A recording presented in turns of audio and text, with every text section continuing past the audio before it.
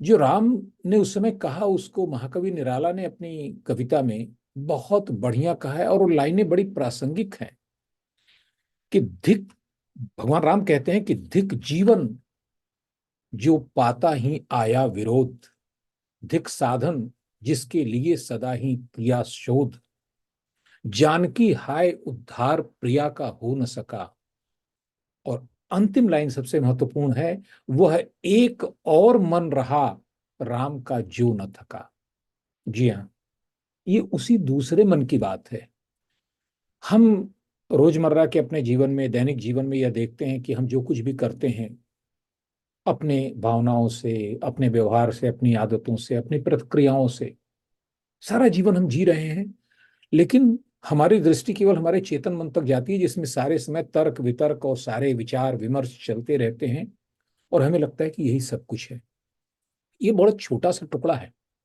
ये हमारे मन का बहुत छोटा सा टुकड़ा है, जो सिर्फ काम करता है आपके कंप्यूटर के रैम की तरह, केवल प्रोसेसिंग करने के लिए। लेकिन जो मेन मेमोरी है, जो आपके कंप्यूटर की तरह आपके ब्रेन की मेन मेमोरी है, सबसे बड़ा जो संग्रह है, वो होता है अवचेतन मन। हम लोगों को अक्सर ये लगता है अपने जीवन को देखकर, इतनी ज्यादा समस्याएं उलझने रोज आती रहती हैं। कोई भी व्यक्ति ऐसा नहीं है इस संसार में, जहां तक मैं समझता हूं, जिसे ये कहा जाए कि भाई तुम पूरी तरह अपने जीवन से संतुष्ट हो। मुझे लगता है कि कोई सन्यासी, कोई वैरागी, कोई ऐसा व्यक्ति जिसने एकदम मोक्ष के द्वार पर अपने कदम रख दिए हैं, वह शायद कहे। अन्यथा कोई सांसारिक आदमी हमारे आपकी तरह तो नहीं कह पाएगा। क्यों होता है ऐसा? मन में आता है कि काश अलादीन का चिराग होता हमारे पास। काश, सुनते आए हैं कि एक पारस मणि भी होती है, पारस पत्थर होता है, कुछ भी छू लो सोना बन जाएगा। होता, कितना अच्छा होता। कभी कभी मन में आता है, आपके भी आता होगा, कि अगर अपने पास टाइम मशीन होती तो कितना अच्छा होता। थोड़ा सा बैक में जाते अपने ही जीवन के, और सब कुछ फिक्स करके चले आते। लेकिन दोस्तों, ऐसा होता कभी नहीं है, या आप भी जानते हैं। और फिर हमें लगता है कि कुछ भी सही नहीं हो सकता।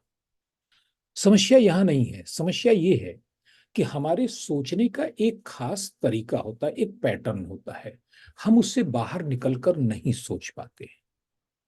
हमारी आदत, हमारा व्यवहार, हर बात को समझने के और उस समझने के बाद उस पर कोई रिएक्शन करने के हमारे एक खास तरीके होते हैं। और वो खास तरीके ही हमें एक दूसरे से अलग बनाते हैं। एक ही घटना पर, कोई एक घटना आप ले लें, एक ही घटना पर अलग अलग लोग जो वहां इकट्ठा होंगे, उनकी प्रतिक्रियाएं अलग अलग होंगी, उनके रिएक्शंस अलग अलग होंगे। ऐसा क्यों होता है? यहां तक कि एक ही परिवार में, एक ही माहौल में पले बढ़े दो बच्चे, शायद अगर वो जुड़वा हो तो और भी अच्छा उदाहरण होगा, लेकिन उनकी आदतों में, उनके स्वभाव में, उनके व्यवहार में, उनके मूड टेम्परामेंट में, यहां तक कि उनकी योग्यता में एक अंतर देखने को मिलता है। ये अंतर कैसे आता है? क्योंकि बाकी तो सब कुछ ठीक है, सब कुछ इक्वल है। उनकी एजुकेशन, उनका माहौल, माता पिता का देखभाल, प्रेम। अंतर आता है उनके अवचेतन की बनावट के कारण। तो अवचेतन आपके पूरे व्यक्तित्व का सबसे शक्तिशाली हिस्सा होता है।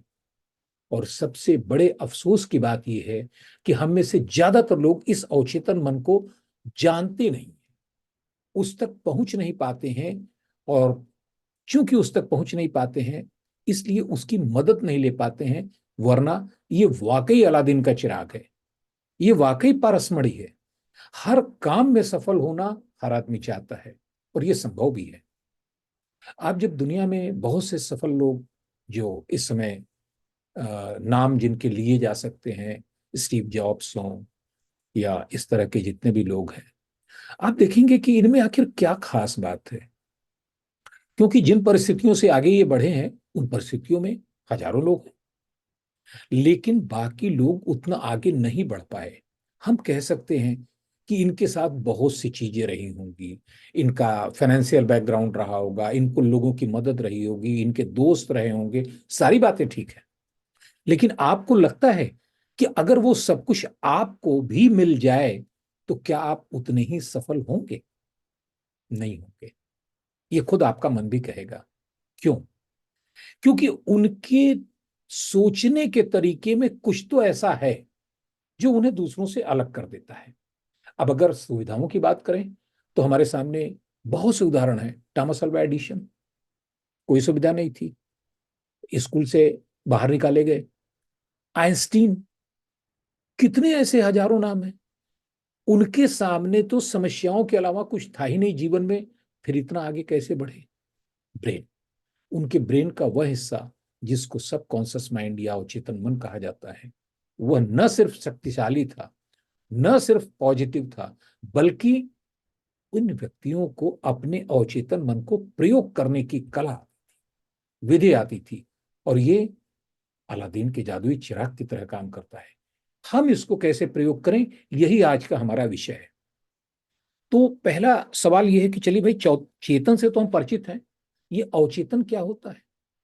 तो अवचेतन हमारे मन का वो हिस्सा होता है जो सामने नहीं रहता। सामने रहता है हमारा चेतन मन, कॉन्शियस माइंड, जो हमारे मस्तिष्क के अगले हिस्से को, हमारे सारे लॉजिकल सिस्टम को, सारे इमोशनल सिस्टम को, जो हम अपने सेंसरी आर्गन से, अपनी ज्ञानेंद्रियों से जितने स्टिमुलस लेते हैं, जितने डेटा लेते हैं, वही हमारे ज्ञान का आधार होते हैं। हमने कुछ देखा, हमने कुछ सुना, हमने कुछ चखा, हमने कुछ टच किया, हमने कुछ सूंघा, ये जितने डेटा मिलते हैं इनके आधार पर वो निर्णय लेता है। लेकिन इसके बाद क्या होता है, बस इतना अगर हम समझना शुरू कर दें तो अवचेतन मन बड़े आसानी से समझ में आ जाएगा। ये जो डेटा मिलता है, ये कलेक्ट करने का काम तो चेतन मन करता है, लेकिन ये जाता कहाँ है? क्योंकि चेतन मन के पास प्रोसेसिंग इकाई नहीं होती है। इन डेटा को प्रोसेस करने के लिए एक सबसे जरूरी चीज होती है, जिसकी जरूरत होती है, वो होती है मेमोरी। अगर डेटा ऐसा है जिसके बारे में पहले से कोई मेमोरी नहीं है, तो आप उसे अर्थ नहीं दे पाएंगे।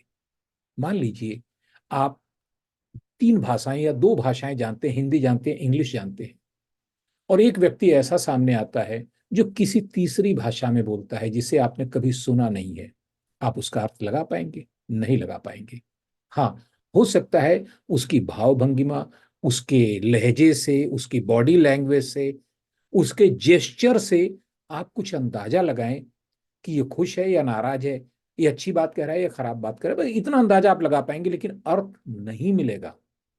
इसलिए नहीं मिलेगा कि उसको समझने के लिए पहले की कोई मेमोरी आपके पास नहीं है। एक बच्चा है जिसने कभी शेर को नहीं देखा है लेकिन बिल्ली को देखा है, तो अगर वो पूछता है कि ये शेर क्या है, तो आप उसे क्या बताएंगे? शेर ला के दिखा नहीं सकते। हम उसे बताएंगे कि भाई देखो, बिल्ली की तरह लेकिन काफी बड़ा होता है। वो उन दोनों को कंपेयर करेगा, और चूंकि उसके पास बिल्ली की मेमोरी है तो वो समझ जाएगा कि शेर क्या है। लेकिन जिस बच्चे ने बिल्ली भी नहीं देखी, उसे कैसे समझाएंगे? जिस आदमी ने कभी मान लीजिए रंग न देखा हो, जो जन्म से अंधा हो, क्या आप उसे किसी रंग के बारे में बता पाएंगे? नहीं बता पाएंगे। ठीक इसी तरीके से हमारा दिमाग जब संवेदनाओं को लेता है, इनपुट्स को लेता है, तो उसको प्रोसेस करने का काम हमारा अवचेतन मन करता है। और ये प्रोसेसिंग वो करता है अपने पहले की मेमोरी से, जिसे हम कहते हैं धारणा, जिसे हम कहते हैं हमारे पास पर्सपेक्टिव है, मेमोरी है। अब यहीं पर सारी चीजें गड़बड़ होना शुरू होती है। यह कंपेयर करने का काम अवचेतन मन पुरानी मेमोरी से करता है, पुरानी धारणाओं से करता है, लेकिन वैसा ही रिजल्ट देगा जैसी पुरानी धारणाएं हैं। अब ये धारणाएं अगर अच्छी बनी हैं, गलत नहीं बनी हैं, गलत भी बनती हैं। आपको कोई नॉलेज मिला, उसने अलग ढंग से उसको रिसीव किया और एक अलग धारणा बना ली। जैसा पिछले सेशन में हम लोगों ने बात की कि किसी व्यक्ति ने आपको रास्ते में चलते हुए कुछ ऐसा कह दिया, अनायास या किसी और को कहा हो, लेकिन आपने उसे ग्रहण कर लिया और एक धारणा बन गई उस व्यक्ति के बारे में कि वह व्यक्ति ठीक नहीं है, उसने मुझे थोड़ा सा दुख पहुंचाया है। लेकिन क्या ये जरूरी है कि ऐसा हो? नहीं भी हो सकता। ये कोई आवश्यक नहीं है कि वह व्यक्ति, वो आप ही को कहा हो या किसी और को कहा था उसने, ये पता नहीं है। तो धारणा ऐसी भी बनती रहती है। अब प्रश्न ये आता है कि ये जब ग्रहण करती हैं संवेदनाओं को, तो इसके साथ और भी कुछ ग्रहण होता है। अवचेतन मन को हम लोग समझ लें, क्योंकि अंत में बात जब आएगी कि हम अवचेतन मन का प्रयोग कैसे करें, तो वहां सबसे पहला सोपान, पहली सीढ़ी यही होती है कि अवचेतन मन को समझना जरूरी है।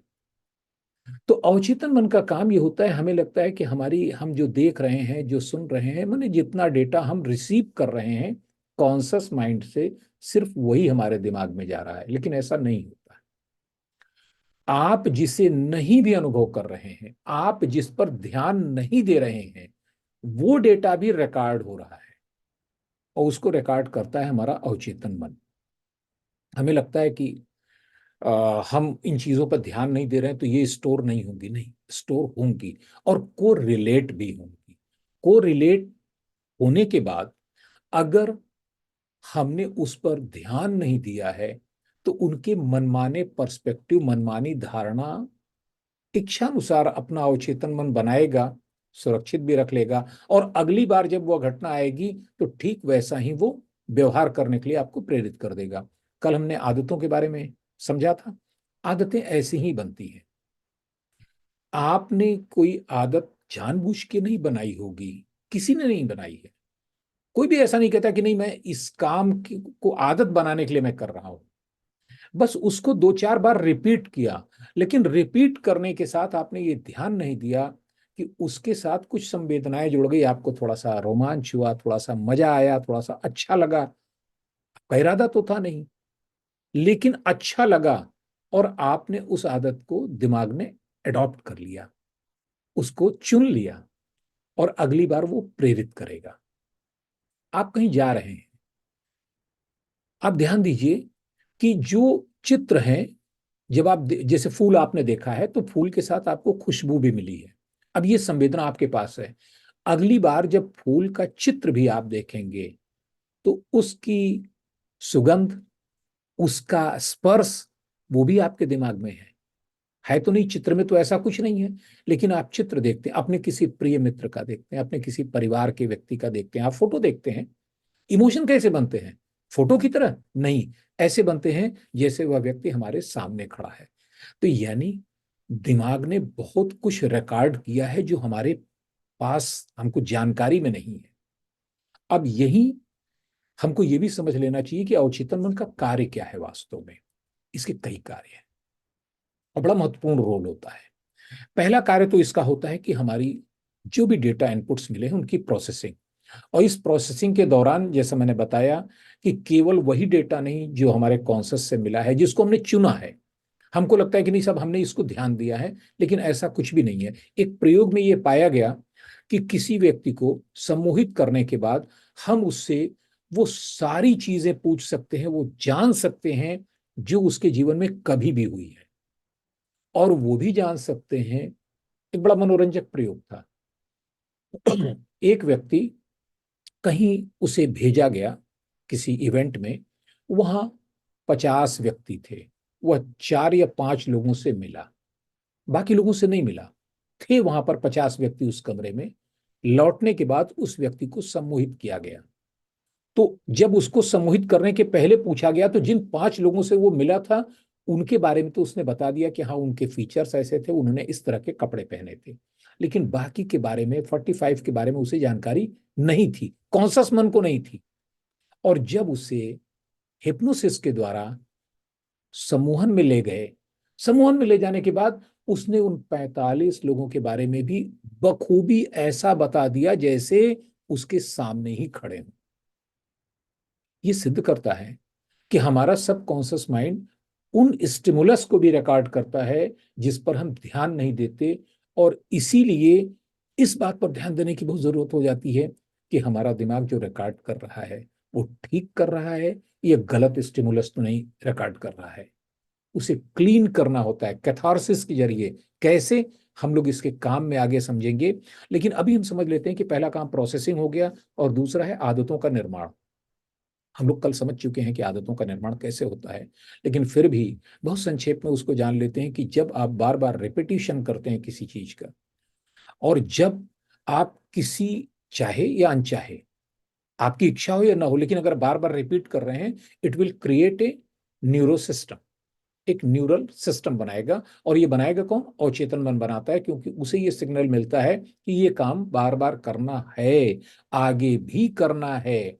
इसके लिए वो एक ट्रैक बना देता है, उस ट्रैक के द्वारा आदत का निर्माण हो जाता है। तो ध्यान दीजिएगा, जब भी बड़े बूढ़े कहते हैं, तुरंत टोकते हैं। आप बैठे हैं, पैर हिल रहा है, या किसी व्यक्ति ने पेन या पेंसिल मुंह में डालना शुरू कर दिया बच्चे ने, तुरंत टोकते हैं माँ बाप। ये केवल इसलिए टोकते हैं कि अगर ये रिपीट होगा तो आदत बन जाएगी। हम आप भी अनजाने में, बड़े होने के बाद भी कुछ ऐसे काम करते रहते हैं जिससे हम अपनी आदत बनाते रहते हैं। अलर्ट होना पड़ेगा। तीसरी चीज इसका अच्छा उपयोग भी होता है अवचेतन मन का, वो है स्किल बनाने में। आप जो भी स्किल सीखते हैं, जो भी नई चीज सीखते हैं, जो योग्यता अर्जित करते हैं, उसको बनाए सीखते हैं आप कॉन्शस से, इस बात में कोई दो राय नहीं है। लेकिन उसको बनाए रखने के लिए जो जिम्मेदार होता है वो आपका सबकॉन्शियस माइंड होता है। केवल सबकॉन्शियस माइंड के अंदर वो क्षमता है कि उस स्किल को आपकी परमानेंट मेमोरी का हिस्सा बनाते हुए, और वो उसे सुरक्षित कर दे, ताकि अगली बार जब आप उस काम को करें तो दिक्कत ना आए। जो भी आपने सीखा है, ड्राइविंग सीखा है, स्विमिंग सीखा है, स्पोर्ट सीखा है, पढ़ना सीखा है, ये सब एक तरीके से ऑटो मोड पर ले जाने के लिए सबकॉन्शियस माइंड काम करता है। ये उसका अगला काम है। एक काम और बड़ा करता है, लेकिन वो हमारे खिलाफ भी जाता है। हमारे डर का निर्माण करता है, हमारी प्रेरणा का भी निर्माण करता है, दोनों करता है। क्योंकि सबकॉन्शियस माइंड को इससे कोई फर्क नहीं पड़ता कि वह जो रिकॉर्ड कर रहा है, वह जो बना रहा है, उससे आपको लाभ हो रहा है या नुकसान हो रहा है। उसको इस बात से कोई फर्क नहीं पड़ता। अब हमें पढ़ना होगा। हमें अगर इस बात से फर्क पड़े कि दिमाग क्या रिकॉर्ड करे, तब तो हम उस पर कंट्रोल कर पाएंगे। और अगर हमने उस पर ध्यान नहीं दिया, तो जाहिर सी बात है कि सबकॉन्शियस माइंड ऐसे ही उल्टे सीधे काम करता रहेगा, क्योंकि उसके पास सब कुछ तो होता है, लेकिन आंखें नहीं होती हैं। आंखें केवल कॉन्शियस माइंड के पास होती है, मतलब देखने की क्षमता। सब कॉन्शियस माइंड ये मान के चलता है कि जो कुछ रिकॉर्ड हुआ है वो आपके काम का है और आपके जीवन में उपयोग होना है।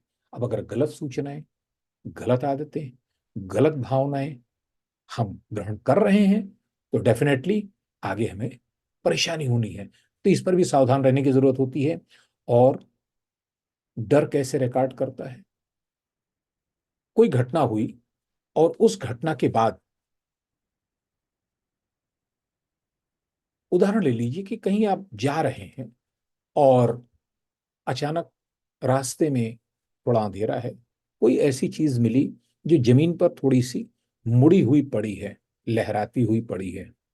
एक मन में डर आया, ये सांप हो सकता है। वो जैसे ही आपके मन में ये भय हुआ, आपकी सारी प्रतिक्रिया ऐसी होगी जैसे वो जीवित सांप है। और दो स्थितियां हो सकती हैं। एक, तो वहां पर्याप्त उजाला हो जाए और आप देख लें कि वो है कि नहीं है। एक स्थिति ये भी हो सकती है कि आप वहां से तुरंत डर के हट जाएं, भाग जाएं। अगर ये दूसरी घटना हुई, तो उसने आपके दिमाग में एक परमानेंट इमेज बना दी, क्योंकि उस प्रॉब्लम का सॉल्यूशन नहीं मिला था आपको। आपके जीवन में भी ऐसा होता है।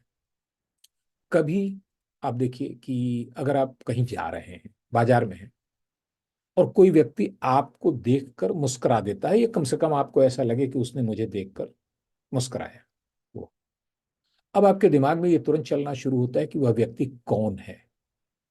मान लीजिए कि उससे आपने बात कर ली और आपको पता चल गया कि हाँ, ये पुराना परिचित है, या इसने किसी गलत फहमी के कारण कोई और समझ के मुझे नमस्कार किया। वो बात आपके दिमाग से फिर बहुत महत्वपूर्ण नहीं रहेगी, वो निकल जाएगी। और अगर ऐसा हो कि आप उससे पूछ ना पाए, तो आप ध्यान दीजिएगा कि अगले कई घंटे इसी बात को सोचने में निकल जाएंगे कि वह आदमी था कौन, क्यों समाधान नहीं हुआ। तो ऐसी सारी घटनाएं जिसमें आप डरे और समाधान नहीं हुआ, वो एक परमानेंट भय के रूप में आपके दिमाग में दर्ज हो जाती हैं, और फिर आगे आने वाले जीवन में प्रभावित करती रहती हैं। हाँ, इसका एक बहुत बड़ा काम भी है। और वो काम है क्रिएटिव स्पार्क।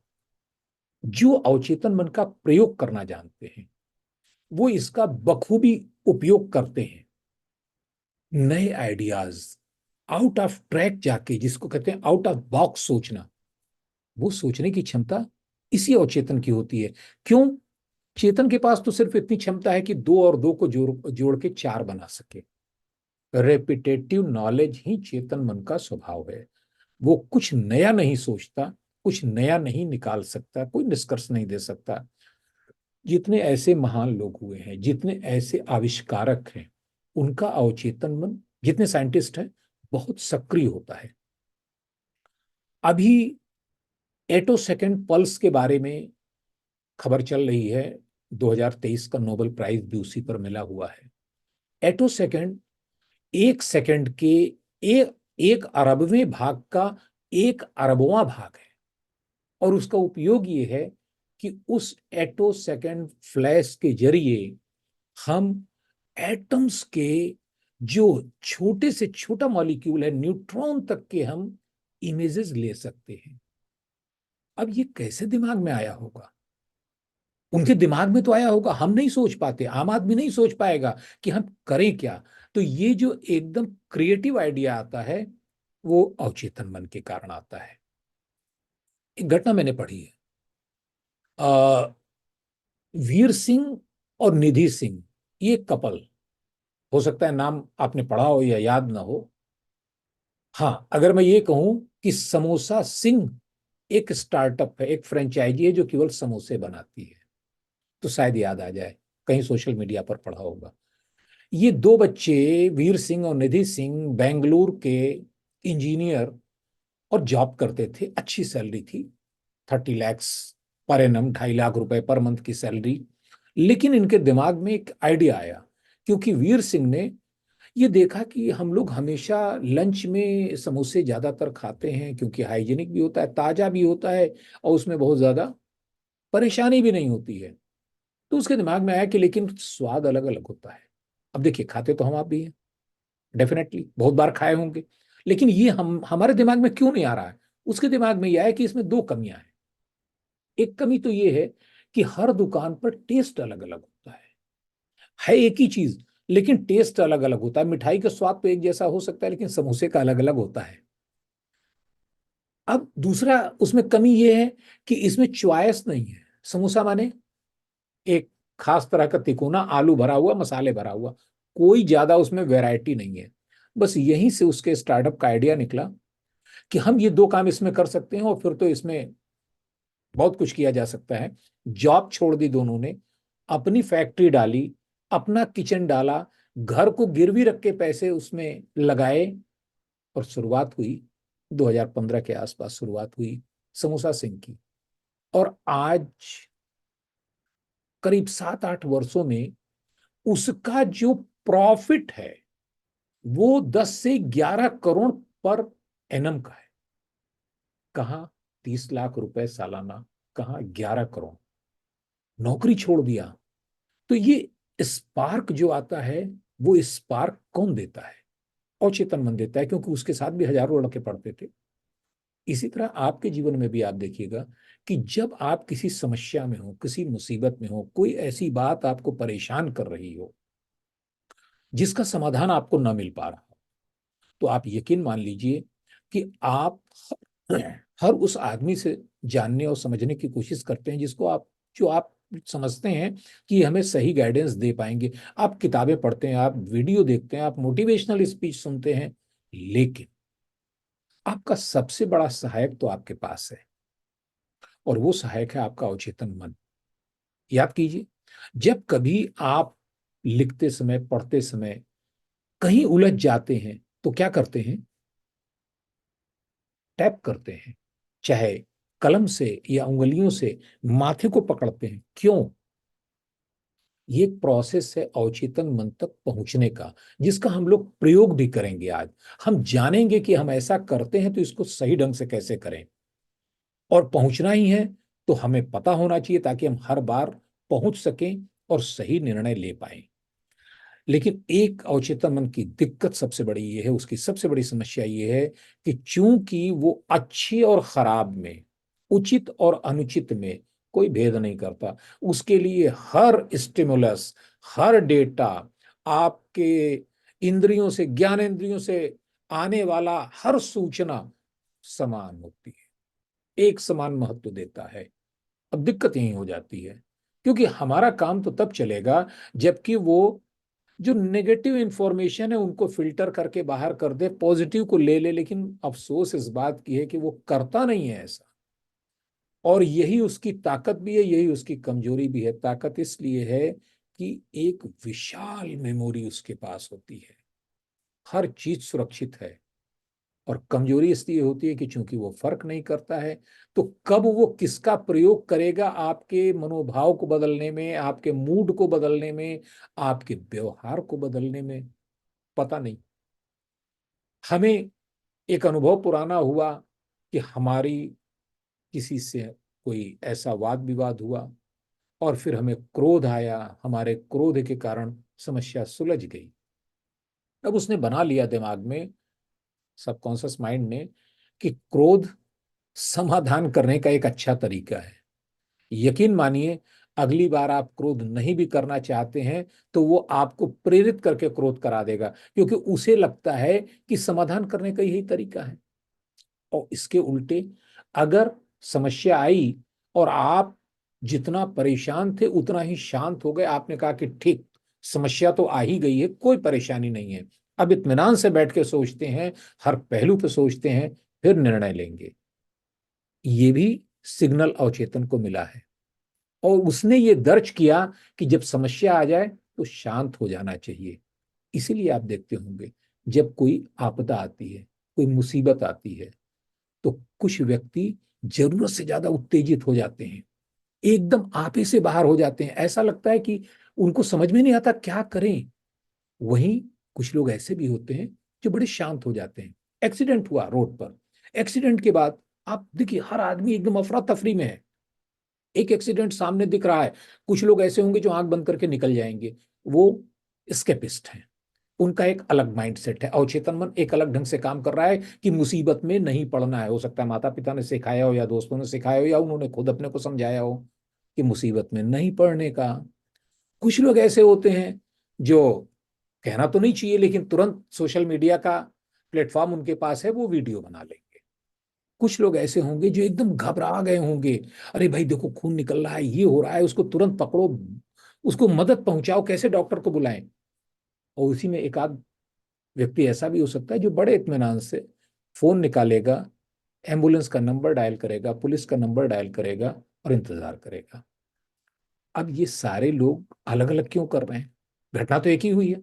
या तो सबको घबराना चाहिए था, या सबको चले जाना चाहिए था, या सबको एकदम परेशान हो जाना चाहिए था, लेकिन नहीं होगा, क्योंकि अलग अलग ढंग से उसका सब कॉन्शस उसे गाइड कर रहा है।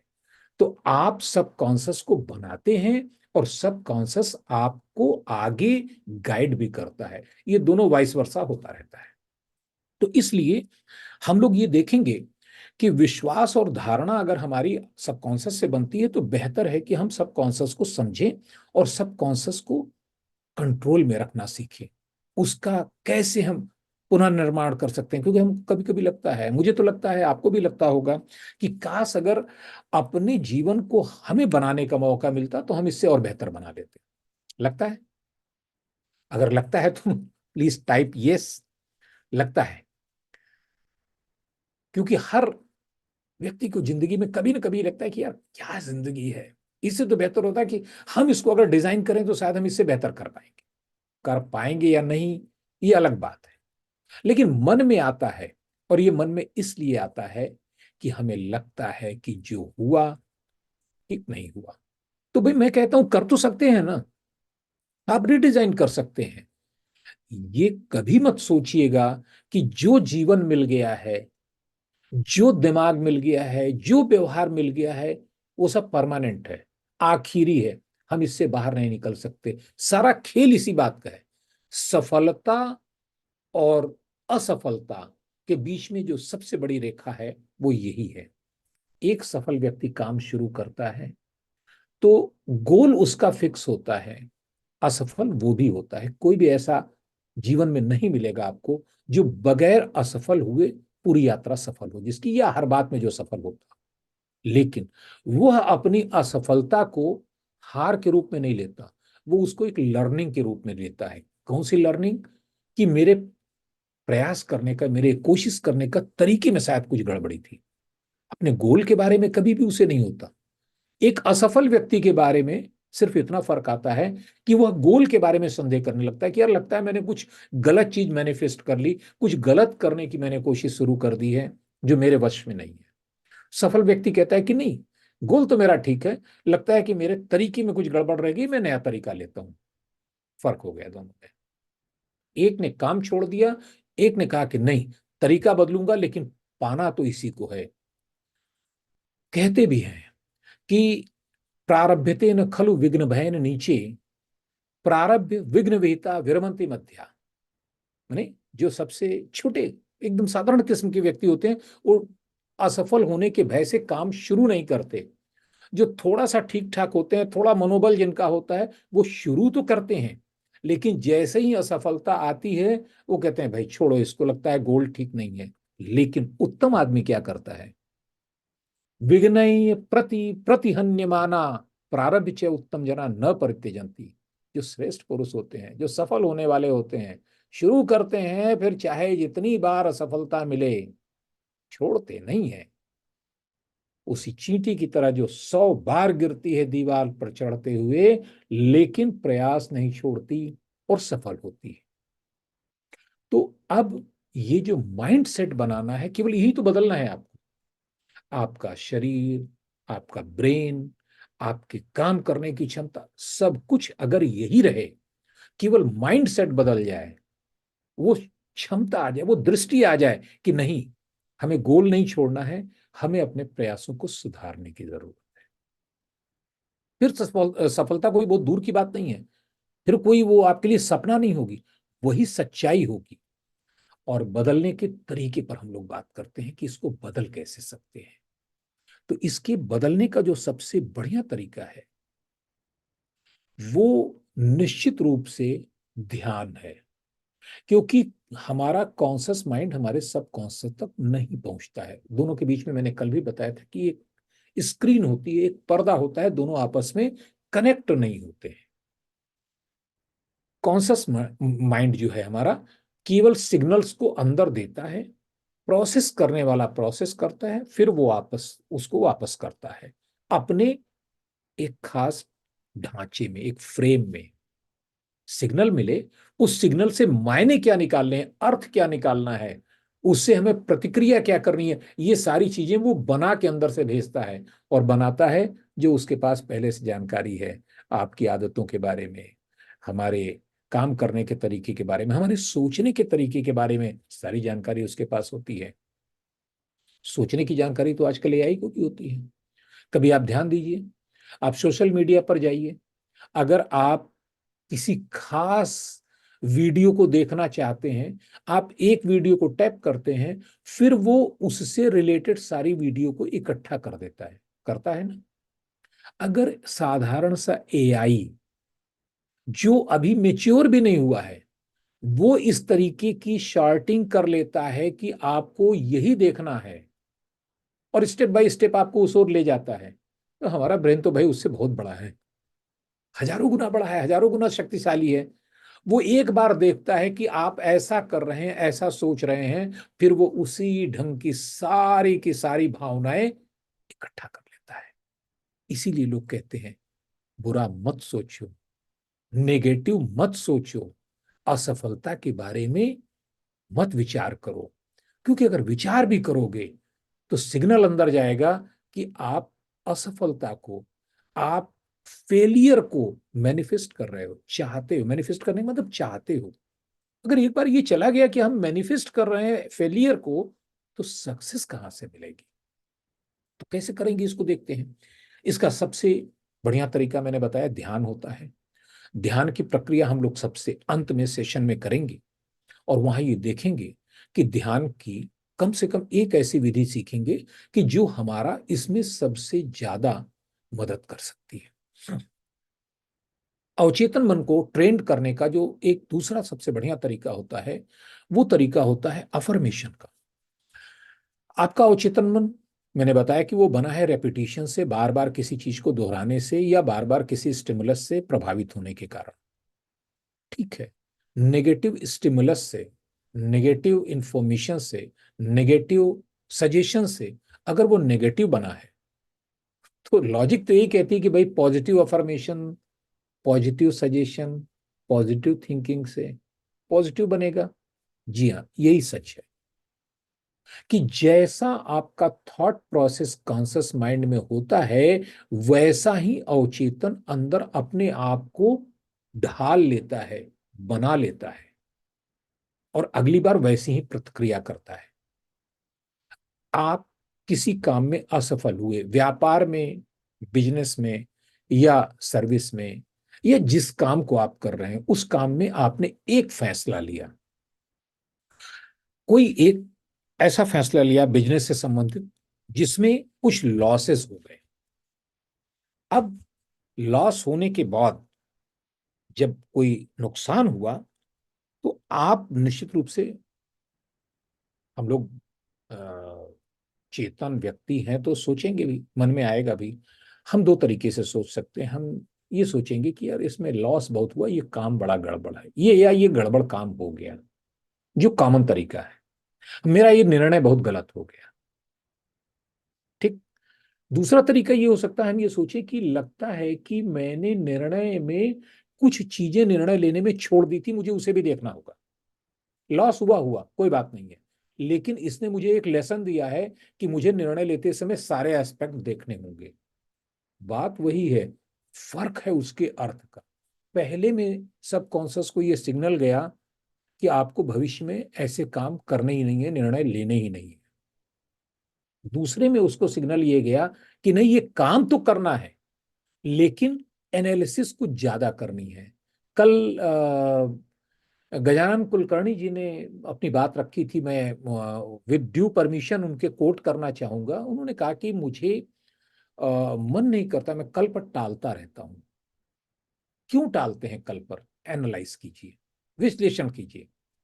क्योंकि जब पहली बार इस काम में कुछ बाधा आई होगी, मान लीजिए कि आप अपने काम में गए और जिस व्यक्ति से आप मिले उसने रिस्पॉन्स अच्छा नहीं दिया, उसने आपको समय नहीं दिया, या आपकी बातों पर कोई ध्यान नहीं दिया, या आपको डिनाई कर दिया, मना कर दिया।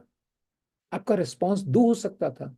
एक तो ये कि कोई बात नहीं भाई, भारत में 140 करोड़ की आबादी है और ये तो एक बंदे ने मना किया है, अभी एक हटा के 140 करोड़ अभी बचे हुए हैं। एक सोचने का तरीका था। सामान्य सोचने का तरीका क्या है? यार लगता है कि ये ऐसा काम है जिसमें लोग मना कर देते हैं, लोग पसंद नहीं करते। निश्चित रूप से आपके दिमाग ने दूसरा वाला थॉट प्रोसेस सोचा होगा। अब वो सिग्नल चला गया सबकॉन्शियस के पास कि भाई इस काम में बाधाएं आएंगी, इस काम में सफलता नहीं मिलती।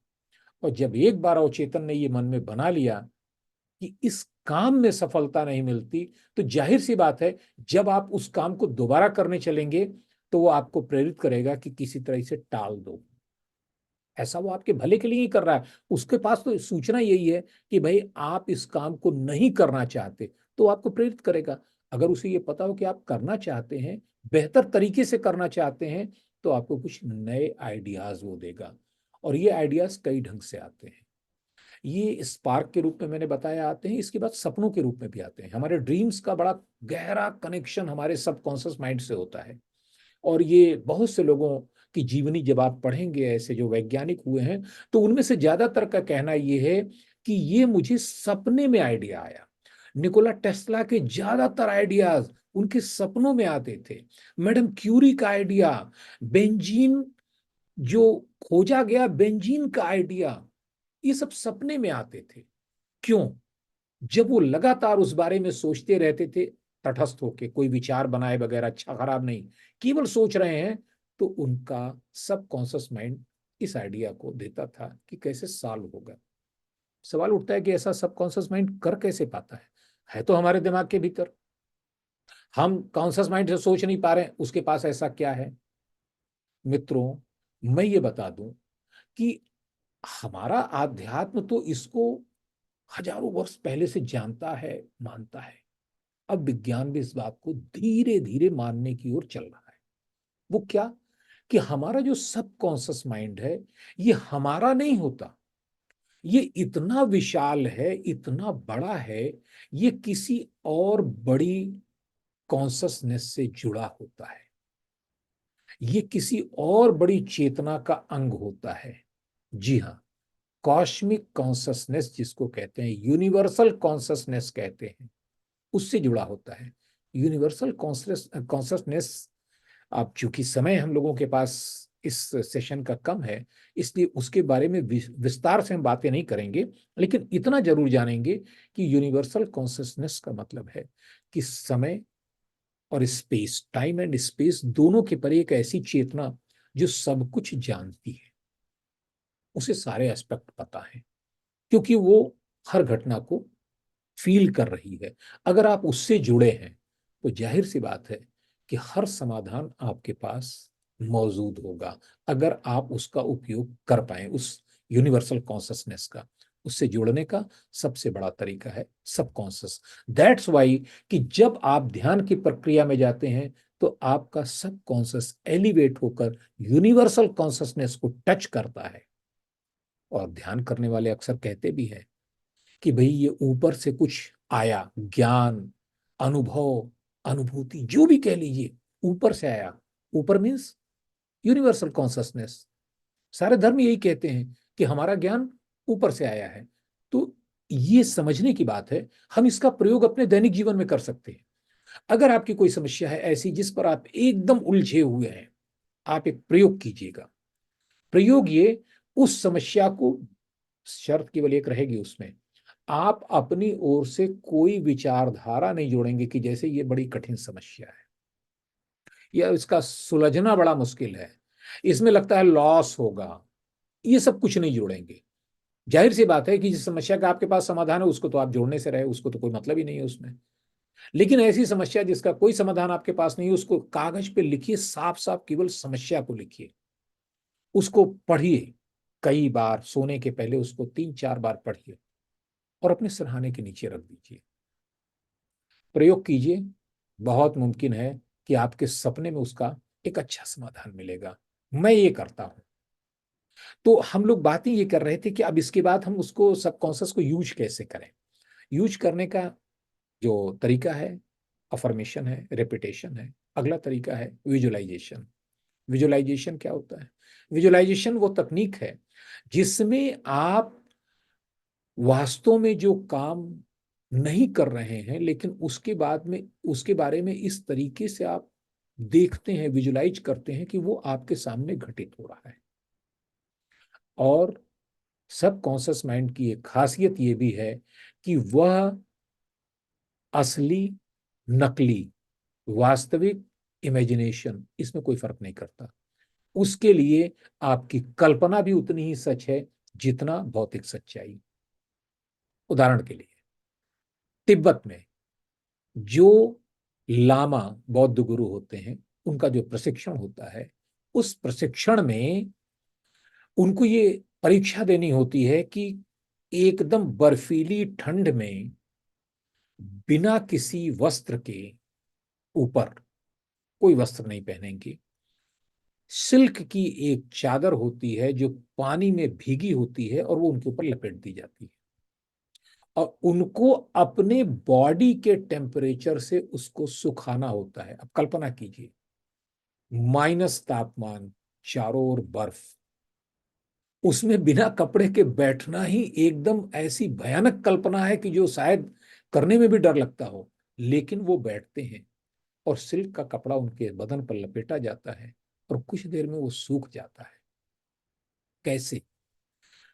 उनकी अपने अवचेतन मन की शक्ति से अपने शरीर का तापमान वो इतना बढ़ा देते हैं कि उन्हें ठंड तो दूर, ठंड तो लगती ही नहीं, शरीर का तापमान इतना बढ़ जाता है कि रेशम का कपड़ा सूख जाता है। आश्चर्य हो रहा है? मत कीजिए आश्चर्य, आप भी तो प्रयोग करते हैं, हम भी तो प्रयोग करते हैं। कैसे? जब कभी आप भरोसा करते हो, विश्वास करते हो, आप डॉक्टर के यहाँ जाते हैं, डॉक्टर आपको दवा देता है। डॉक्टर चूंकि बहुत बड़ा है, नाम बहुत है, सफल है, तो आपको भरोसा है कि इस दवा से मैं ठीक हो जाऊंगा। आप ठीक हो जाते हो, लेकिन क्या उस दवा ने क्या काम किया है आपके शरीर में, आपको मालूम है? नहीं मालूम है। यहीं पर एक मेडिसिन आती है, प्लेसिबो मेडिसिन। कभी पढ़िएगा इसके बारे में।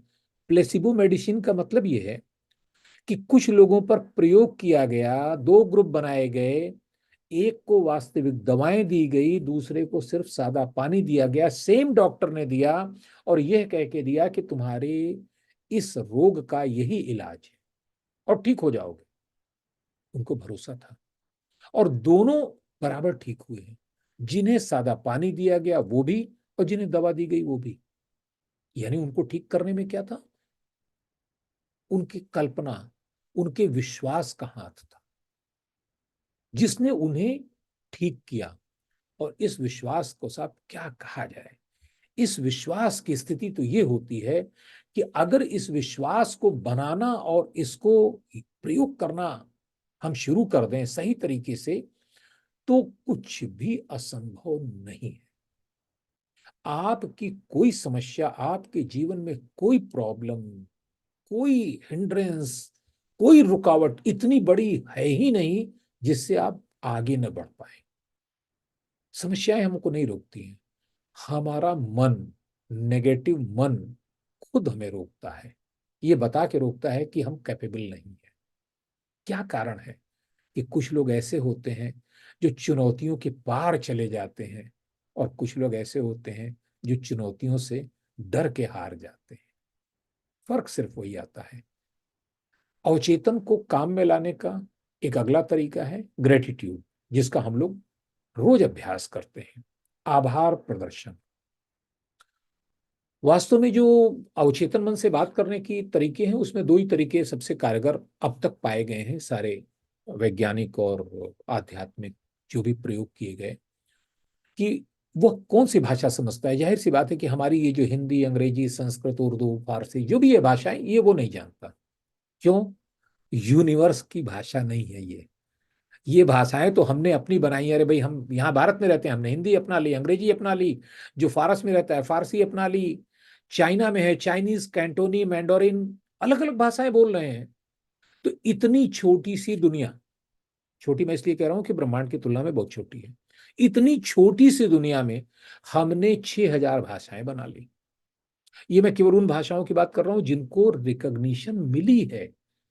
नॉन रिकॉग्नाइज केवल बोलचाल की भाषाएं तो और भी हो सकती है, 50,000 हो सकती है। इतनी भाषाएं, और कल्पना कीजिए कि अगर एकाध पृथ्वी और हो कहीं ब्रह्मांड में, उनकी अपनी अलग भाषा। कितनी भाषाओं को सीखेगा ब्रह्मांड? ब्रह्मांड को कोई भाषा नहीं सीखनी है, उसकी भाषा सिर्फ एक है। क्या? चित्र, ध्वनि, विश्वास, और इन तीनों को मिला के एकाग्रता। जो देखा गया, जैसा देखा गया वो कम्युनिकेट करेगा। जो सोचा गया, जैसा सोचा गया वो कम्युनिकेट करेगा। और इन दोनों पर कितना विश्वास है और इन पर कितनी एकाग्रता है, ये तय करेगी कि आपका मैसेज सबकॉन्शियस तक पहुंचेगा या नहीं। इसीलिए हमेशा ये कहा जाता है कि ग्रेटिट्यूड हो या अफर्मेशन, आप जब भी करें तो उसको पूरे विश्वास के साथ और पूरी एकाग्रता के साथ करें और रिपीट करें। क्योंकि रिपीटिशन से ही अवचेतन मन में कोई ज्ञान बनता है, कोई फ्रेम बनता है, कोई धारणा बनती है। तो मेरी पहली जो आपसे आप सलाह भी है, अपेक्षा भी है, कि अपने जीवन का इस 2024 का एक स्पष्ट गोल बनाइए कि हम अपने जीवन में चाहते क्या है। इस वर्ष हम क्या साकार करना चाहते हैं, हम किस, क्या अचीव क्या करना चाहते हैं, हम कहां तक पहुंचना चाहते हैं, कितना आगे बढ़ना चाहते हैं। क्लियर। केवल ये नहीं, अक्सर हम लोग गोल बनाने में गलती ये करते हैं कि उसको हम क्लियर नहीं करते। हमें पैसा चाहिए, कैसे होगा क्लियर? हमें कितना पैसा चाहिए, हमें कब चाहिए, हमें क्यों चाहिए, ये सारी चीजें भी तो उसके साथ जुड़ी हैं, जिसको हम कहते हैं डिटेल्ड प्लान, ब्लूप्रिंट। ब्लूप्रिंट का मतलब है, एक मकान का ब्लूप्रिंट लीजिएगा तो उस ब्लूप्रिंट में ये तो लिखा होगा कि मकान कैसा दिखेगा, लेकिन ये भी अंकित होगा कि उस मकान का टैप कहां पर लगेगा, नल कहां पर लगेगा, कोई स्विच कहां पर लगेगा, ये सारी चीजें डिटेल में लिखी होंगी, तब तो वो ब्लूप्रिंट होता है। तो आपको अपना गोल ऐसे ही बनाना होगा जीवन का, कम से कम 2024 के लिए। और अगर आपको लगता है कि ये काम करता है तो पूरे जीवन के लिए, बनना तो पूरे जीवन के लिए चाहिए।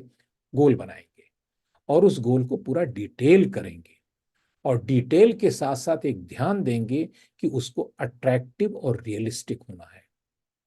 जी हाँ, ये भी बहुत जरूरी है, क्योंकि अवचेतन मन कभी झूठ स्वीकार नहीं करता, नॉन रियलिस्टिक चीजों को वो एक्सेप्ट ही नहीं करता। सपोज दैट कोई आदमी 50,000 रुपए पर मंथ की नौकरी कर रहा है और अचानक वो अपना लक्ष्य बना दे कि मुझे हर महीने 5 लाख रुपए की नौकरी चाहिए और कमाना है, और मैनिफेस्ट करना शुरू कर दे, अवचेतन को रोज बताना शुरू कर दे मुझे 5 लाख रुपए महीने की नौकरी चाहिए। आपको क्या लगता है अवचेतन मन इसको स्वीकार करेगा? नहीं। वो मैनिफेस्ट करेगा तो अंदर से एक आवाज आएगी कि भाई ये प्राप्त होने वाला लक्ष्य नहीं है, ये बड़ा मुश्किल काम है, ये हो नहीं सकता। हाँ, अगर 50,000 रुपए की सैलरी पाने वाला आदमी ये टारगेट बनाता है कि मुझे अगले 1 वर्ष में कम से कम 1 लाख की सैलरी पर अपने को ले जाना है, रियलिस्टिक है, इसको अवचेतन मन बिल्कुल एक्सेप्ट कर लेगा, और उसके लिए तमाम तरीके, ऐसे सारी चीजें जो इसको साकार करने के लिए जरूरी हैं, उनको वो बनाएगा, उन परिस्थितियों को लाएगा। तो गोल रियलिस्टिक, गोल क्लियर, डिटेल और अट्रैक्टिव। अट्रैक्टिव का मतलब जिस गोल से आप जुड़े हो। भाई जिस चीज से दिल नहीं जुड़ा है उसको पाने की कोशिश भी कोई नहीं करता। वो जब कहते हैं कि जिस चीज को दिल से चाहो तो कायनात उसे मिलाने में लग जाती है, तो दिल से चाहना पड़ेगा, क्योंकि जब दिल से आप चाहते हैं तो आपका विश्वास भी बढ़ता है, एकाग्रता भी बनती है। और ये दोनों चीजें पहले ही मैंने बताया कि अवचेतन के लिए बहुत जरूरी है, अवचेतन को कुछ भी बताने और कम्युनिकेट करने के लिए। तो अब प्रश्न ये आता है कि अवचेतन का कोई ऐसा, इतनी बातें तो हमने सुन ली, लेकिन क्या कोई ऐसा प्रयोग लोगों ने किया है? जी हाँ, किया है। मैं रेफरेंस देता हूं, आप उसको पढ़िएगा। वुल्फ मैसिंग, पोलैंड का रहने वाला एक सर्बियाई नागरिक, काफी दिन कुछ पहले काफी नाम आया था वुल्फ मैसिंग के बारे में, लोग काफी पढ़ वढ़ रहे थे, हो सकता है आप लोगों ने भी सुना। एक ऐसा व्यक्ति, बहुत साधारण से परिवार में जन्मा, एक साधारण सा बच्चा, लेकिन अपनी धारणा शक्ति माने अवचेतन मन की शक्ति, इस सीमा तक उसने बढ़ा दी थी कि वो जो मन में अपने सोचेगा वो केवल उसके लिए नहीं बल्कि हर व्यक्ति पर एक सा काम करेगा। वह मॉब सम्मोहन का सबसे बड़ा ज्ञाता, अब तक सबसे जो जानकारी में है, जिसके बारे में लोगों को जानकारी है, दुनिया का सबसे बड़ा ज्ञाता हुआ टेलीपैथी और मॉब सम्मोहन का, सामूहिक सम्मोहन का। स्टालिन ने उसकी परीक्षा ली थी।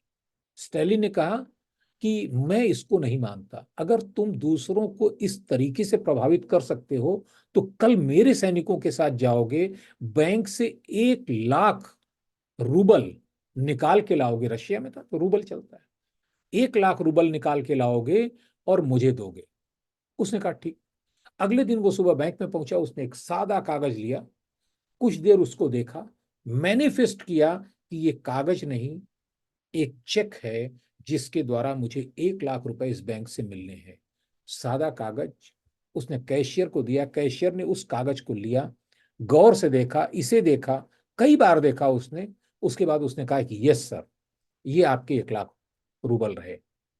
इसने लिया, जाके स्टालिन को दिया, स्टालिन हक्का बक्का, कैसे किया?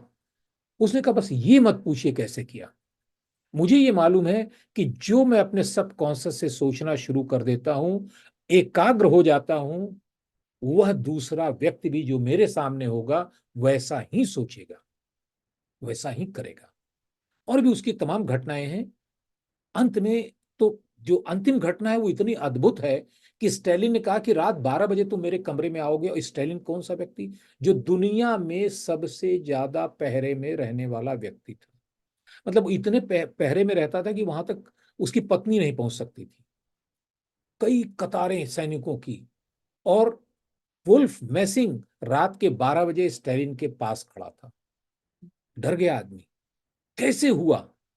तो स्टालिन उसने कहा, वुल्फ मैसिंग ने कहा, उसने कुछ नहीं, मैंने सिर्फ ये कहा, मैंने ये सोचा कि मैं बैरिया हूं। बैरिया था उसका सेनापति, स्टालिन का। नंबर 2, रशिया में उसको कोई नहीं रोक सकता था, जैसे स्टालिन को नहीं रोक सकता था वैसे बैरिया को। उसने सिर्फ ये सोचा, और जब वो चला तो हर सैनिक को वो बैरिया के रूप में ही दिखाई दिया। क्या मिसमराइज करने की कला थी उसकी, इतनी जबरदस्त धारणा शक्ति। उस धारणा शक्ति का प्रयोग करना उसने सीखा था। मिली तो हम सबको भी है, कहीं कोई कमी नहीं हुई है। हम उसमें से कितना टैप कर पाते हैं? सागर बहुत बड़ा है, हमारे पास पात्र कितना बड़ा है, हम उसमें से ले क्या सकते हैं? सवाल इस बात का है। ये तो प्रश्न ही नहीं है कि सागर छोटा है, चेतना का सागर बहुत बड़ा है। हम अपने को अगर टैप कर पाए, अपने सबकॉन्शियस को, तो डेफिनेटली नथिंग इज इम्पॉसिबल। और आप अगर इसको, धारणा की शक्ति को आप देखना चाहते हैं, तो एक प्रयोग कीजिएगा। आप दो एक जैसे पौधे ले लीजिएगा, कोई भी पौधे बाजार से ले लीजिएगा, छोटे पौधे जो भी आप साधारण से फूलों के पौधे ले लीजिएगा, एक ही साइज के लीजिएगा। एक को एक कमरे में, दूसरे को एक कमरे में रखिएगा, बराबर खाद पानी दीजिएगा। सुबह केवल एक काम कीजिएगा, एक कमरे में जाकर पौधे को जितना आप कंडेम कर सकते हैं, जितना खराब बोल सकते हैं, you are stupid, you are ugly, you are not worthy, मैं तुम्हें पसंद नहीं करता, आई हेट यू, जो बोलना चाहे बोलिएगा, नेगेटिव बोलिएगा। दूसरे कमरे में आप जाकर उस पौधे को केवल इतना कहिएगा, I love you, I admire you, I like you, मैं चाहता हूं कि तुम और बढ़ो। और सिर्फ एक हफ्ते कीजिएगा, एक हफ्ते के बाद आप रिजल्ट देखिएगा। एक पौधा मर जाएगा, एक पौधा बढ़ेगा। कहां से? बराबर का खाद, बराबर का पानी, एक जैसा धूप, एक जैसी हवा। फर्क कहां है? फर्क है हमारे थॉट्स में। बहुत बड़ी ऊर्जा होती है साहब, विचारों की ऊर्जा परमाणु बम की ऊर्जा से ज्यादा शक्तिशाली होती है, अगर उसका हमें पता हो, और अगर ये पता हो कि उसको हम प्रयोग कैसे करें। तो इस वुल्फ मैसिंग की कहानी से आप उसे अगर पढ़ेंगे तो आपको काफी चीजें पता चलेंगी कि कैसे आदमी अपनी शक्ति को प्रयोग करके क्या कर सकता है। और वो शक्ति आप में भी है, प्रयोग मैंने आपको बताया है, इसको आप करके देखेंगे। अब एक और उदाहरण, एक साइंटिस्ट हैं जिनका नाम है मिस्टर जापानी, जापानी है वो, जापान के, उनका नाम मुझे नहीं याद आ रहा है। ये 1914 वगैरह की घटना है। उन्होंने एक प्रयोग किया, पानी पर प्रयोग किया। जब आप खोजेंगे कि पानी पर जिसने प्रयोग किया है तो उसका नाम मिल जाएगा गूगल पर। और उन्होंने प्रयोग ये किया कि क्या पानी में, आजकल कहते हैं कि पानी में भी अपनी विचार शक्ति होती है, उन्होंने ये प्रयोग भी किया और सिद्ध किया, उसके बाद ही ये सारी बातें होना शुरू हुई हैं। उन्होंने पानी के दो कंटेनर लिए, दो ग्लास में लिए, दो बॉटल्स में भरे और दोनों को रख दिया, और बच्चों को यह कहा कि एक पानी के पास जाकर, सेम बच्चे, एक पानी के पास जाकर वो उसे कंडेम करेंगे, उसे जितना आप शब्द बोल सकते हैं, खराब बोल सकते हैं, स्टूपिड बोल सकते हैं, घृणा करना, जो भी करना। और एक में कहा कि तुम पॉजिटिव बोलोगे। और इन दोनों पानियों को जब फ्रीज किया गया तो पता ये चला कि साहब, जिसको नेगेटिव वाइब्स मिल रही थी लगातार, उसमें कोई क्रिस्टल ठीक से बना नहीं। जो आइस के क्रिस्टल होते हैं बड़े खूबसूरत होते हैं, फ्लावर्स की तरह होते हैं जो बर्फ गिरती है, लेकिन उसमें नहीं बना। और जो बने भी बेढंगे, बेडौल, बड़े बदसूरत टाइप के बने। पानी एक ही जगह का था, और एक, उस पानी में बड़े खूबसूरत क्रिस्टल बने जैसे पहले कभी नहीं बने थे। ये बताता है कि नेचर की हर चीज, हम तो जीवित हैं। जो जिन्हें हम जीवित नहीं मानते वो भी हमारे विचारों को ग्रहण करती हैं। तो आप सोचिए, हमारा शरीर तो 70% पानी है, ब्रेन उससे भी बड़ा, इस ब्रेन में पानी का रेशियो और ज्यादा है। हम जो सोचेंगे दिन भर वो हमारे अंदर कैसे परिवर्तन नहीं करेगा।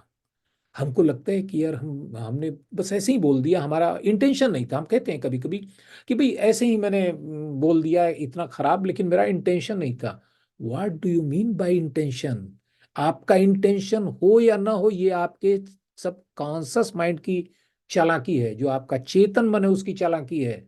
सब कॉन्शस के लिए इंटेंशन कोई मायने ही नहीं रखता। वो तो आपने जो सोचा, आपने जो बोला, उसने पूरा किया। तो हमेशा ध्यान दीजिएगा कि अगर सब कॉन्शस को आपको ठीक करना है तो केवल जो उपाय बता रहा हूं वही पर्याप्त नहीं है। आपको अपना थॉट प्रोसेस बदलना होगा, पॉजिटिव बनना होगा। घटनाएं आपके वश में नहीं हो सकती, किसी के वश में नहीं है, लेकिन उन घटनाओं पर हमारी प्रतिक्रिया क्या होगी, हम रिएक्शन क्या करेंगे, हम कैसे सोचेंगे, उनका ब्राइट पहलू देखेंगे या डार्क पहलू देखेंगे, ये तो हमारे हाथ में है। और अगर आप ब्राइट पहलू देखना शुरू कर देते हैं, समाधान मिलने शुरू हो जाते हैं। हाँ, अगर आप डार्क पहलू देख रहे हैं तो आप अपने सब कॉन्शस को मोटिवेट कर रहे हैं कि अगली बार इससे बड़ी समस्या मेरे सामने आनी चाहिए। आप नेगेटिविटी को मैनिफेस्ट कर रहे हैं। तो ये भविष्य में मत कीजिएगा। अब हम लोग धारणा को प्रभावित करने और अवचेतन मन को ट्रेंड करने के लिए एक ध्यान प्रयोग हम लोग करेंगे। उस ध्यान प्रयोग में हम प्रयोग करेंगे अपने आज्ञा चक्र का। क्या सभी लोग ध्यान प्रयोग के लिए तैयार हैं? टाइप करें।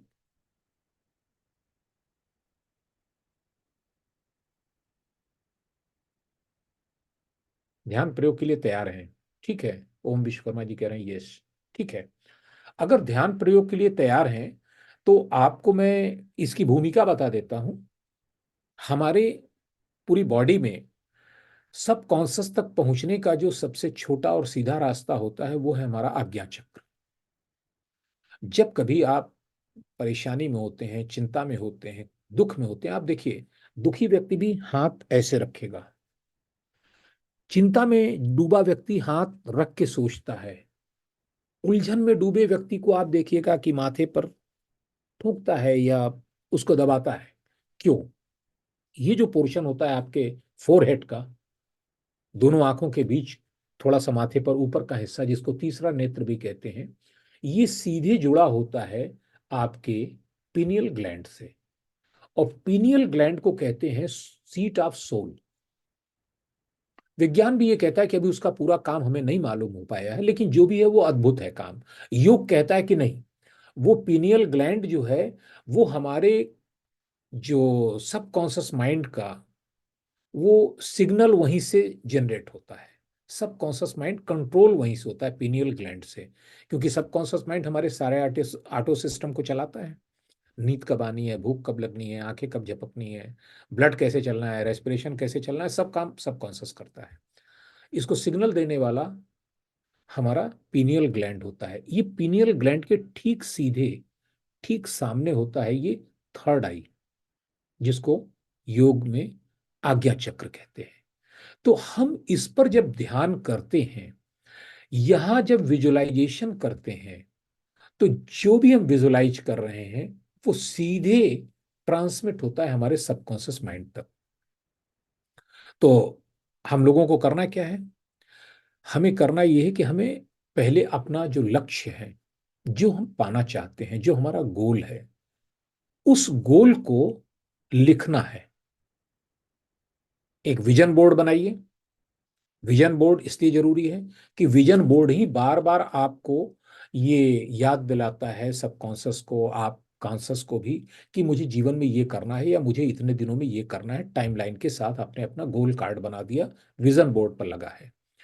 अब विजन बोर्ड का जो गोल है वो आप आंखें बंद करेंगे हम लोग, आंखें बंद करने के बाद, अगर आपने अब तक गोल कार्ड नहीं बनाया है तो परेशान होने की कोई बात नहीं है। कल का हमारा सेशन गोल कार्ड प्रिपरेशन पर है कि हम अपने जीवन में अपनी सफलता के लिए, हेल्थ का पोर्शन हम लोग देख रहे हैं, हम अपने गोल कैसे सेट करें और उसको सेट करने के बाद हम कैसे उसे आगे मैनिफेस्ट करें। ये कल का हमारा सेशन है। तो आज अभी हम केवल तरीका सीख लेते हैं। आप अगर गोल बना चुके हैं, वेल एंड गुड, उसको आप अपनी आंखों के सामने रखेंगे। अगर नहीं बनाया है, कोई चिंता की बात नहीं, आप अपना गोल बनाएंगे कल, और गोल बनाने के बाद इस मेडिटेशन को आप करना शुरू करेंगे। 5 मिनट का मेडिटेशन होगा। इसमें करना सिर्फ इतना है, रिलैक्स होकर बैठना है आपको, फुल बॉडी रिलैक्स रखना है। आप लेट सकते हैं, आप बैठ सकते हैं, लेकिन शर्त केवल इतनी है कि स्पाइनल कार्ड पूरी सीधी रखिए। अगर आप लेटे भी हैं तो एकदम सीधे लेटिए, अगर आप बैठे भी हैं तो आपकी पीठ सीधी होनी चाहिए। इसके बाद म्यूजिक शुरू होने के बाद आंखें बंद करके हम लोग अपनी चेतना को, अपने ध्यान को अपने आज्ञा चक्र पर फोकस करेंगे, और वहां अपने गोल को, जिस गोल को आपने, जैसे आप मनी मैनिफेस्टेशन करना चाहते, जीवन में पैसा चाहिए, ज्यादातर लोगों को चाहिए क्योंकि सारे काम उसी से होते हैं। आपने एक अपना बना लिया कि मुझे पैसा चाहिए, लेकिन ये केवल पैसा कहने से काम नहीं चलेगा। मुझे इतना पैसा इतने दिनों में चाहिए, ये बना लीजिए। उसको देखने की कोशिश कीजिए जैसे वो आपके सामने लिखा हुआ है। बस केवल उसे आप देखेंगे, उसे बार बार दोहराएंगे। या आपको अच्छी सेहत चाहिए, या आपको प्रमोशन चाहिए, या जीवन में कुछ और चाहिए, किसी की शादी नहीं हो रही है, किसी को एग्जाम में पास होना है, किसी को कुछ करना है, जो भी चाहिए, एक गोल ले लीजिए, एक बार में एक ही गोल। और कम से कम उसे 21 दिन रिपीट करना है। वो कल बात हुई थी कि 21 दिनों में जाके दिमाग उसको एक्सेप्ट करता है। रेपिटेशन 21 दिन का रहेगा। एक बार में एक गोल लीजिए, सामने रखिए, और मेडिटेशन में जाने के बाद आपको कुछ नहीं करना है, सिर्फ सांसों को धीमे धीमे लेना है, धीमे धीमे छोड़ना है। सांसों पर आपका ध्यान रहेगा, और 1 मिनट के बाद, 1.5 मिनट के बाद, यहां आपको सेंसेशन महसूस होने लगेगा, खिंचाव महसूस होने लगेगा। ऐसा लगेगा कि कोई चीज स्पार्क कर रही है। अगर ऐसा महसूस हो तो खुश होइएगा, क्योंकि आपका आज्ञा चक्र एक्टिवेट हो रहा है, काम कर रहा है।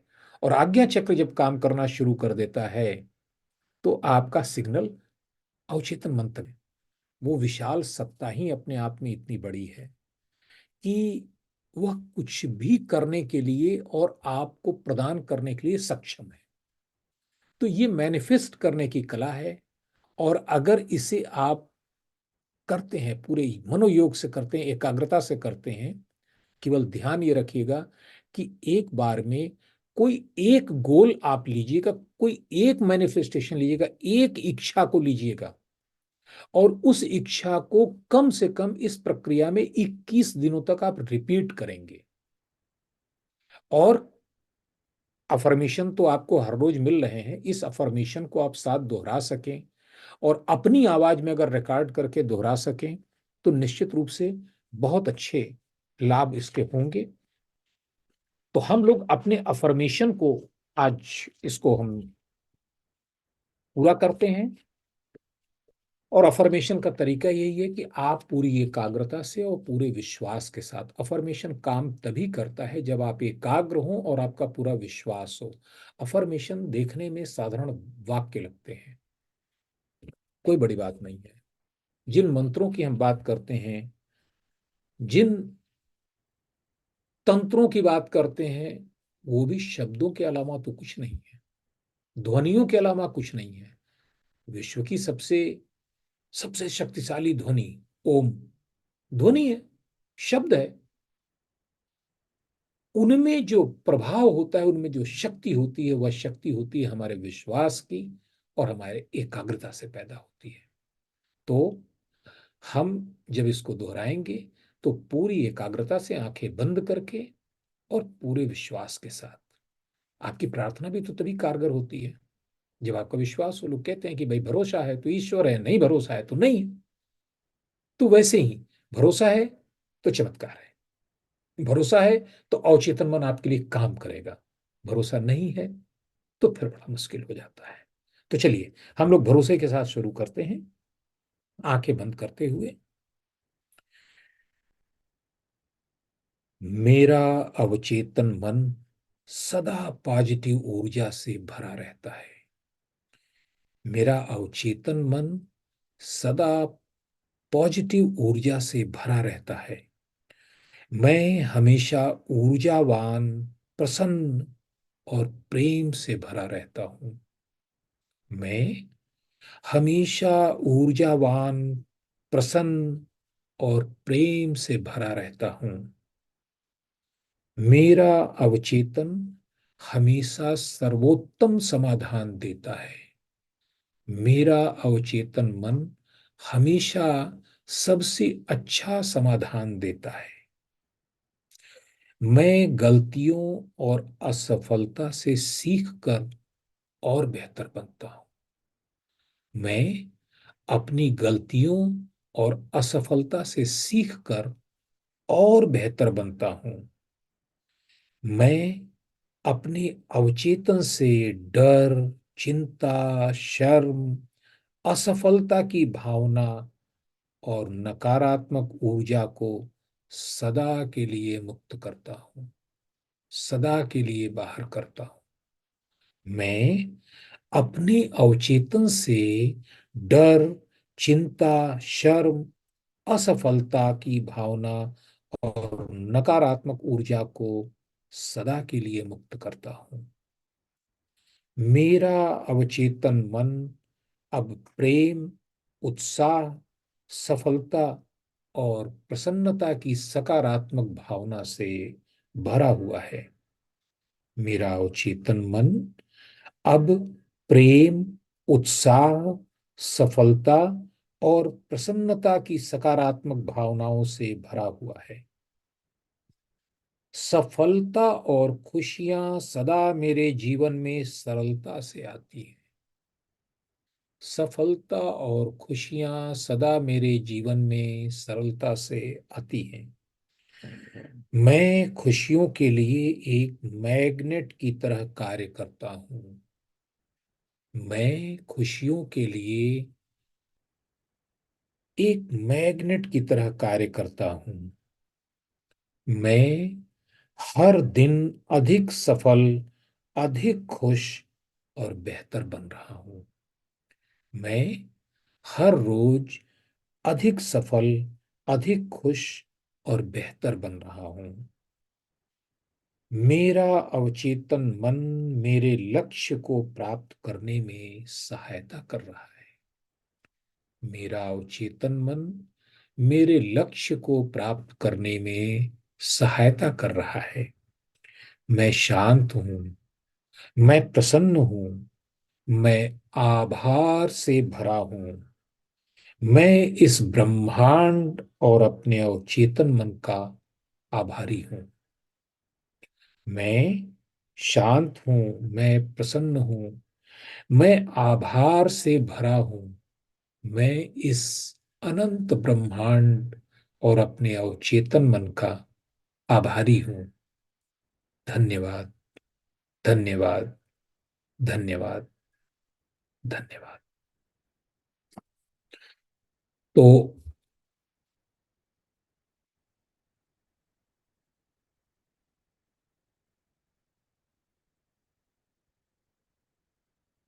आभार प्रदर्शन के बाद इस ग्रेटिट्यूड का और इस अफर्मेशन की पीडीएफ फाइल ग्रुप में शेयर कर दी गई है। आप, मेरा सुझाव ये है कि आप इसे अपनी भाषा में, ये सैंपल के रूप में हम लोग आपको प्रोवाइड कर रहे हैं। आपका जो लक्ष्य हो, स्पेसिफिक उस लक्ष्य के बारे में आप इस तरह के अफर्मेशन अपनी भाषा में लिखिए। टूल्स की सहायता या नेट की सहायता मत लीजिएगा, क्योंकि वो दूसरों के विचार हैं और आपका अवचेतन मन सबसे अच्छी तरीके से आपके विचारों को समझता है और पढ़ता है। आपकी कोई जरूरी नहीं कि आप सब, आपको ये मन में लगे कि अरे भाई मैं इतने बढ़िया तरीके से नहीं लिख सकता। ठीक है, जो लिख सकते हैं, भावना ही तो व्यक्त करनी है अपनी, कोई जरूरी है कि उसके लिए बड़े ऊंचे ऊंचे बहुत बड़े बड़े शब्द हों? जो भाषा आती है उसमें मूल चीज तो भावना है। तो अपनी भावना को लिखिएगा, अपने शब्दों में लिखिएगा, ज्यादा काम आएगा, ज्यादा प्रभावशाली होगा। लेकिन प्रयोग कीजिएगा पूरे एकाग्रता और पूरे विश्वास के साथ। आप सभी लोगों को बहुत बहुत धन्यवाद। शुभ रात्रि।